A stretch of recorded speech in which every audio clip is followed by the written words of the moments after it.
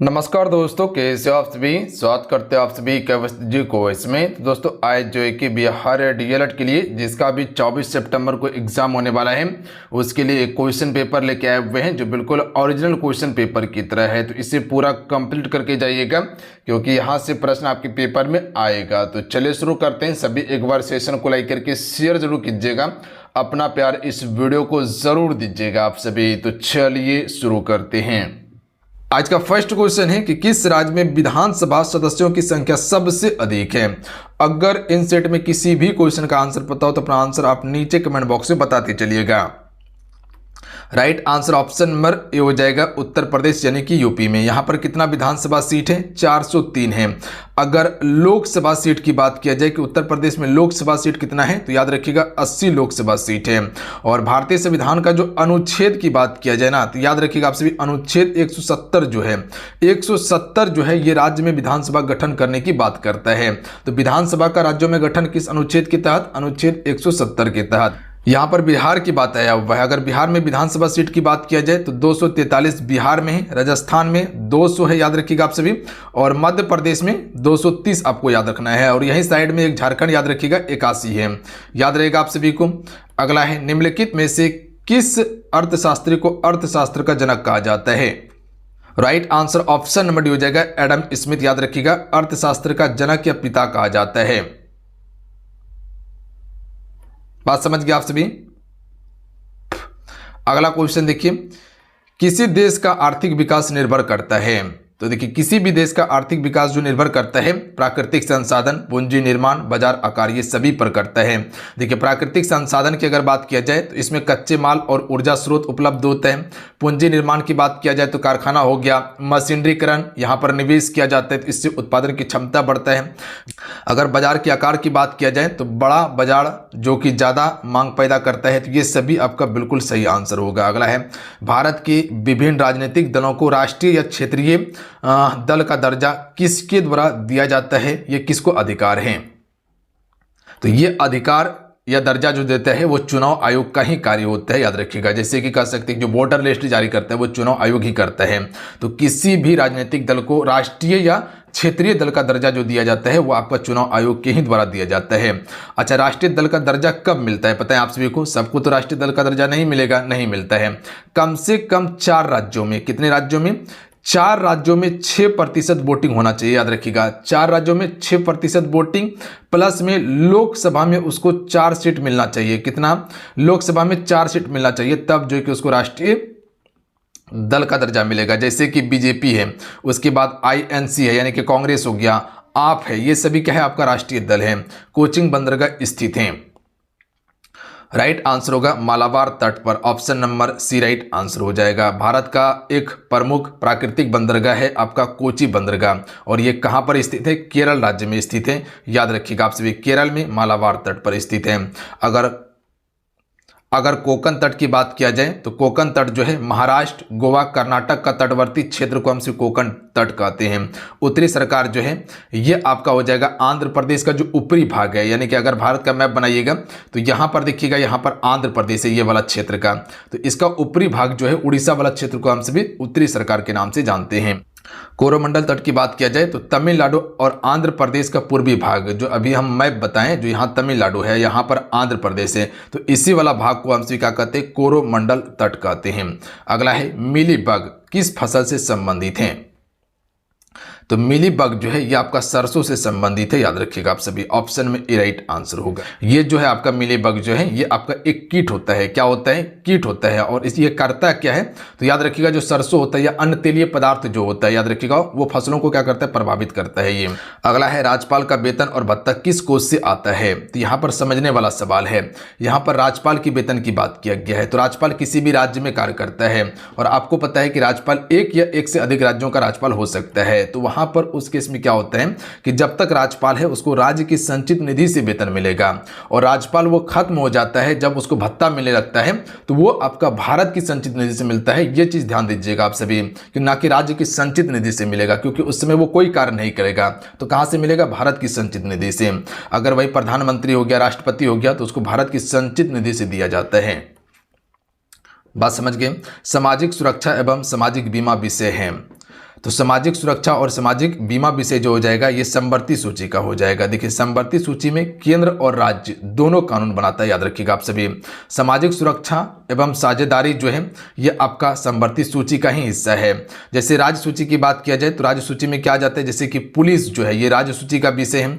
उसी प्रकार से स्थानीय सरकार जो होता है, याद रखिएगा आप सभी, क्या स्थानीय सरकार आपको बताएं, स्थानीय सरकार ये सभी जो होता है ये आपका राज्य सरकार का होता है। प्लस में स्वास्थ्य जो होता है, स्वास्थ्य ये भी आपका राज्य सरकार का ही होता है।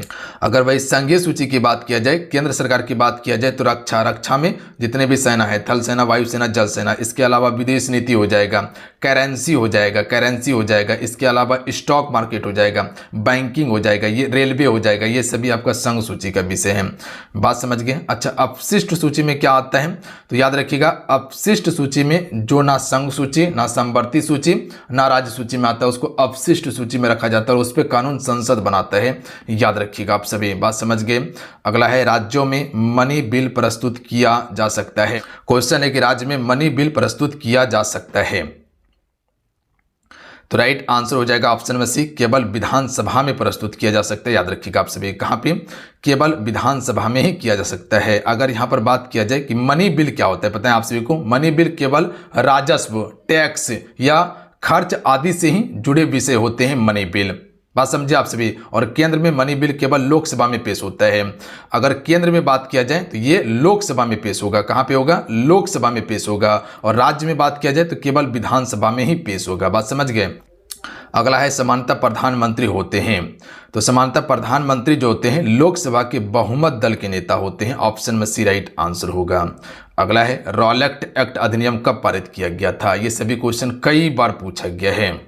अच्छा, प्रधानमंत्री की पद के बारे में किस अनुच्छेद में चर्चा किया गया है पीएम का, तो अनुच्छेद 75 में वर्णित किया गया है। ये एक फैक्ट याद रख सकते हैं आप सभी। तो रॉलेट एक्ट 1919 में पारित किया गया था, इसी को हम काला कानून कहते थे, याद रखिएगा आप सभी। और इस अधिनियम का काफी विरोध भी किया गया था और इसी के कारण जो है कि जलियांवाला बाग में एक जनसभा आयोजित किया गया था जब सत्यपाल मलिक और सफीउद्दीन किचलू को गिरफ्तार किया गया था। तो वहीं पर जलियांवाला बाग हत्याकांड होता है, रॉलेट एक्ट के विरोध में ही चलाया गया था वो आपका जनसभा, जिसमें जनरल ओडायर ने अंधाधुंध गोली चलवाया था, जिसे हम सभी जलियांवाला बाग के नाम से जानते हैं। थॉमस कप किस खेल से संबंधित हैं, 13 अप्रैल 1919 को हुआ था जलियांवाला बाग हत्याकांड अमृतसर में। थॉमस कप जो है ये आपका बैडमिंटन से संबंधित है, याद रखिएगा आप सभी। बात समझे। अगला क्वेश्चन देख लीजिएगा कि भारहीनता होती है, तो राइट आंसर हो जाएगा गुरुत्वाकर्षण की शून्य स्थिति में भारहीनता होती है।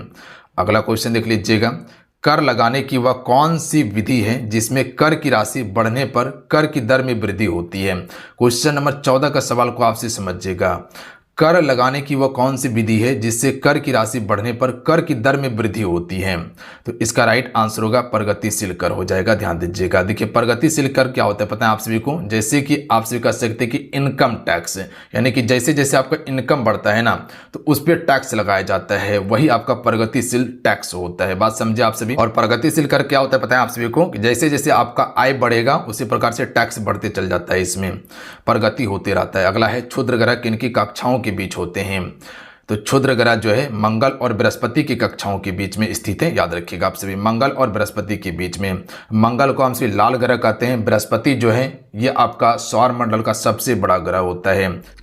अगला है कि निम्नलिखित में से कौन सा संरक्षण विधि प्राकृतिक में स्थानिक है, यानी कि प्राकृतिक तौर पर संरक्षित किया जा रहा है। तो एक होता है स्वस्थानिक, जिसे हम सभी इन सीटू कंजर्वेशन के नाम से जानते हैं। ध्यान दीजिएगा, इसमें हर जीव जंतु को जो कह सकते हैं कि खतरा होने वाला है उसको प्राकृतिक रूप से संरक्षित किया जाता है। जैसे हॉट स्पॉट क्षेत्र बनाया जाता है, राष्ट्रीय उद्यान बनाया जाता है, वन्यजीव अभ्यारण्य बनाया जाता है, ये सभी आपका प्राकृतिक तौर पर संरक्षित किया जाता है।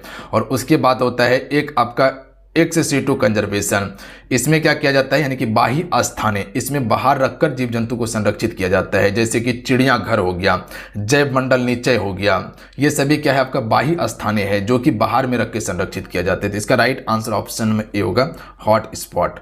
अगला क्वेश्चन देख लीजिएगा कि समुद्र के किनारे उगने वाला वृक्षों में वार्षिक विलय नहीं होते हैं क्योंकि, तो राइट आंसर हो जाएगा ऑप्शन नंबर सी, अस्पष्ट जलवायु भिन्नता होती है इसी कारण से, तो सी राइट आंसर होगा। अगला है जलोदभिद निम्न में से किसकी उपस्थिति के कारण जल पर तैरते हैं, तो राइट आंसर हो जाएगा ऑप्शन नंबर ए, तो ये आपका वायु तक के कारण तैरते हैं, ऑप्शन में राइट आंसर होगा। अगला है निम्नलिखित में से कौन सी नदी अपना जल अरब सागर में गिराती है, तो देखिए यहाँ अरब सागर की बात किया गया है, तो राइट आंसर हो जाएगा ताप्ती। ताप्ती और नर्मदा ये दोनों अपना जल अरब सागर में गिराती है और एस्चुरी का निर्माण करती है, जबकि स्वर्ण रेखा हो गया, गोदावरी हो गया, महानदी, ये सभी बंगाल की खाड़ी में गिराती है। अगला क्वेश्चन देख लीजिएगा, अरब सागर ये वाला क्षेत्र है और बंगाल की खाड़ी ये है, तो पूर्वी वाला भाग बंगाल की खाड़ी, पश्चिमी वाला भाग अरब सागर। नाइट्रोजन उर्वरक की अधिकता का कारण क्या है, तो करेक्ट आंसर हो जाएगा विकास की समस्या, याद रखिएगा आप सभी। तो नाइट्रोजन उर्वरक की अधिकता का कारण क्या है, विकास की समस्या, यानी कि विकास में समस्या होने लगता है। अगला क्वेश्चन देख लीजिएगा कि घड़ी के स्प्रिंग में भंडारित ऊर्जा क्या होगा, तो देखिए घड़ी की स्प्रिंग में जो भंडारित ऊर्जा होता है वो स्थितिज ऊर्जा होता है। जैसे कि बांधा हुआ पानी है तो वहाँ स्थितिज ऊर्जा है। कह सकते हैं कि खींचा हुआ धनुष जो होता है उसमें स्थितिज ऊर्जा होता है, जैसे धनुष खींच के हम छोड़ दिए तो उसमें गतिज ऊर्जा होगा। चलता हुआ हथौड़ा गतिज ऊर्जा, बहता हुआ पानी गतिज ऊर्जा, याद रखिएगा आप सभी। तो घड़ी के स्प्रिंग में भंडारित ऊर्जा स्थितिज होता है। अगला है टेलीविजन के रिमोट कंट्रोल में प्रयुक्त विद्युत चुंबकीय तरंग कैसी होती है, तो इसमें जो तरंग होता है वो अवरक्त तरंग, याद रखिएगा आप सभी, अवरक्त तरंग का उपयोग किया जाता है। टीवी रिमोट वाला जो होता है इसमें अवरक्त तरंग होता है। अगला प्रश्न है कि स्वचालित वाहनों के रेडिएटर में प्रतिहिम रूप में किस पदार्थ का प्रयोग होता है, तो यहाँ प्रतिहिम की बात किया गया है, तो मेथिल अल्कोहल और H2O का प्रयोग होता है, तो याद रखिएगा आप सभी। अगला है हाइड्रोलिक प्रेस किसका उपयोग होता है, तो देखिए हाइड्रोलिक प्रेस की अगर बात किया जाए तो ये पास्कल के नियम पर उपयोग होता है, ऑप्शन में ए राइट आंसर होगा। अगला है कि निम्न में से MLT-2 किसके आयाम है, यानी कि आयाम के बारे में पूछा गया बीमा, तो ये बल का हो जाएगा, याद रखिएगा आप सभी।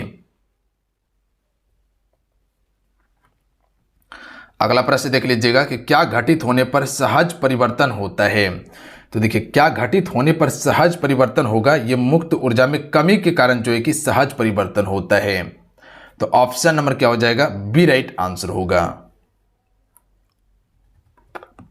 अगला क्वेश्चन देखिए कि निम्न में से कौन सा एक गैर चुंबकीय पदार्थ है,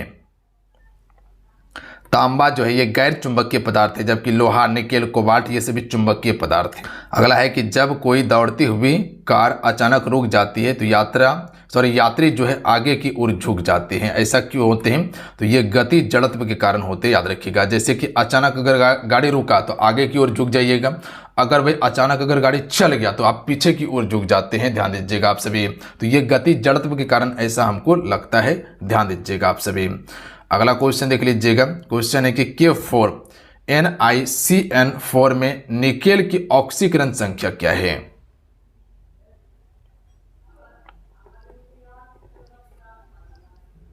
तो ऑक्सीकरण संख्या इसमें इसका शून्य होता है, याद रखिएगा आप सभी। क्या होता है, शून्य होता है। डायरेक्ट एग्जैक्ट प्रश्न को याद रखिएगा। लोहे में जंग लगना क्या है, देखिए लोहे में जंग लगना एक आपका विद्युत रासायनिक परिवर्तन है, याद रखिएगा आप सभी। लोहे में जंग लगना, कागज का जलना, मोमबत्ती का जलना, ये सभी आपका रासायनिक परिवर्तन का उदाहरण है। जबकि भौतिकी परिवर्तन का उदाहरण क्या है, मोम का पिघलना भौतिकी परिवर्तन है। उसी प्रकार से कहते हैं कि पानी का उबलना या पानी का वाष्प में बदलना, ये क्या है, भौतिकी परिवर्तन है। बर्फ जमना भौतिकी परिवर्तन है।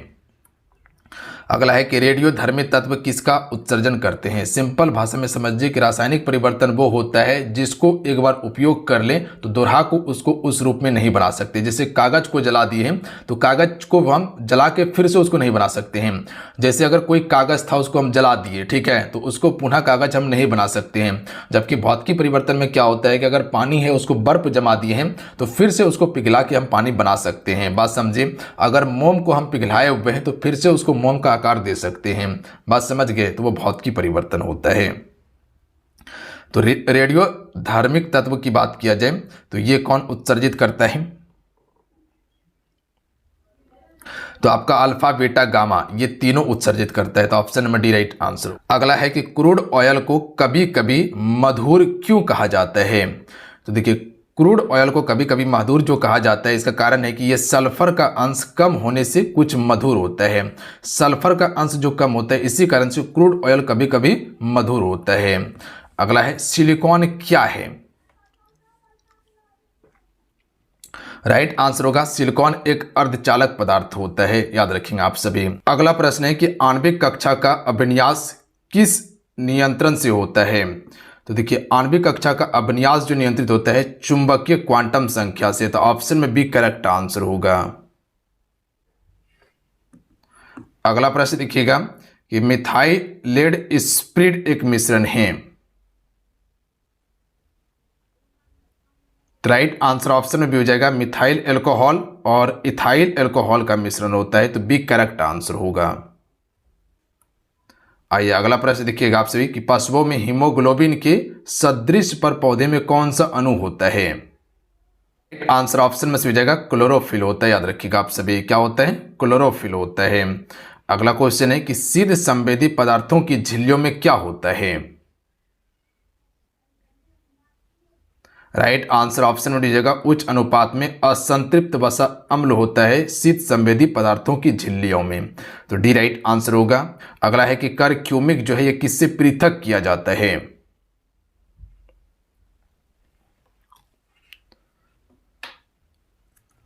राइट आंसर ऑप्शन में भी जाएगा हल्दी से, याद रखिएगा आप सभी।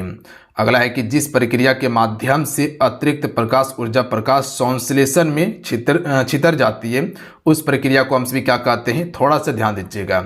जिस प्रक्रिया के माध्यम से अतिरिक्त प्रकाश ऊर्जा प्रकाश संश्लेषण में छितर जाती है उस प्रक्रिया को हम सभी किस नाम से जानते हैं? राइट आंसर होगा समन के नाम से जानते हैं इसे। अगला है कि पौधे किसकी अधिकता के कारण मुरझाने लगता है? राइट आंसर होगा वाष्प उत्सर्जन के कारण जो है कि पौधे मुरझाने लगते हैं, याद रखिएगा आप सभी। अगला है झुककर मैंने पूछ लिया खाग या मानो झटपट, इस पंक्ति में कौन सा अलंकार है? थोड़ा सा यहाँ पर ध्यान दीजिएगा, अलंकार का वेटेज अच्छा खासा है, तो यहाँ से प्रश्न बनने का प्रबल संभावना है और जितने प्रश्न अभी बता रहे सारे इंपॉर्टेंट है अलंकार का। तो इसमें उत्प्रेक्षा अलंकार है। उत्प्रेक्षा अलंकार में क्या बताएं हैं कि इसमें आपको मानो हो गया, जानो हो गया, जानो हो गया, जनहु शब्द देखने के लिए मिलेगा, तो यहाँ मानो शब्द के यहाँ पे है, तो इसमें उत्प्रेक्षा अलंकार होगा। चरल कमल बंदो हरिराय में कौन सा अलंकार है? तो चरल कमल बंदो हरिराय में रूपक अलंकार है। यहाँ पर देखिएगा तो चरण जो है वो बिल्कुल कमल के सम्मान में बताया जा रहा है, यानी कि समान बताया जा रहा है। आपको क्या बताएं कि कोई भी चीज को किसी रूप में बताया जाए तो वहां पर रूपक अलंकार होता है।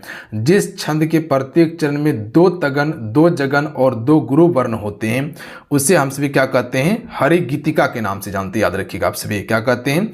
हरिगीतिका कहते हैं।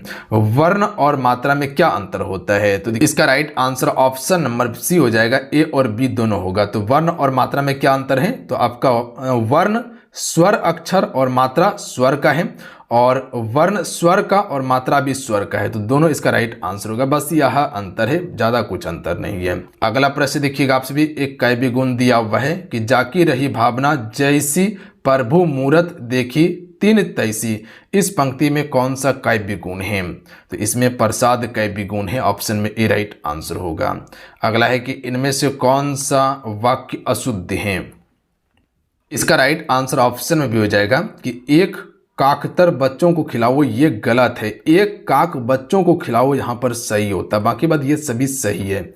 आपका ऑप्शन में बी वाला गलत है। अगला है किस अलंकार में एक ही शब्द के अनेक अर्थों का बोध होता है? मान लीजिए कि एक शब्द है उसका अनेक अनेक अर्थ है, जैसे कि कनक का नाम लेते हैं तो कनक का अर्थ सोना भी होता है, कनक का अर्थ धतूरा भी होता है, तो ये यमक अलंकार में होता है। एक ही शब्द है उसका अर्थ अलग अलग है। अगला है कि जब से है आंख लगी ना तब से है आंख लगी में कौन सा अलंकार होगा? तो यहाँ पर विरोध प्रकट किया जा रहा है कि जब से है आंख लगी तब से ना आंख लगी, जब से है आंख लगी तब से ना आंख लगी में कौन सा अलंकार होगा? तो यहाँ विरोधाभास अलंकार होगा, क्योंकि इसमें विरोध प्रकट किया जा रहा है। अगला क्वेश्चन है कि निम्न में से कौन सा वाक्य शुद्ध है? देखिए शुद्ध वाक्य ऑप्शन में से हो जाएगा कि इस कार्य में शिथिलता नहीं दिखानी चाहिए, ये आपका शुद्ध है। बाकी बात ये सभी आपका अशुद्ध वाक्य है, तो थोड़ा सा ध्यान दीजिएगा आप सभी। चलिए पवित्र का संधि विच्छेद कीजिए आप सभी। तो पवित्र का संधि विच्छेद क्या होता है? प धन इत्र हो जाएगा। तो ऑप्शन नंबर क्या हो जाएगा, डी वाला करेक्ट आंसर होगा, याद रखिएगा आप सभी। अगला प्रश्न देख लीजिएगा आप सभी कि नीरव का संधि विच्छेद क्या होगा। तो नीरव का होता है नि धन रब होता है, जिसमें विसर्ग का प्रयोग होगा। तो ऑप्शन नंबर क्या हो जाएगा, बी वाला करेक्ट आंसर होगा, याद रखिएगा। यहाँ पर बड़ी ई का प्रयोग हुआ है, बड़ी ई का नहीं होगा, छोटी ई का होता है। बात समझ गए आप सभी, क्योंकि यहाँ पर छोटी ई में परिवर्तित हो जाता है बड़ी ई, ध्यान देंगे आप सभी। तो चलिए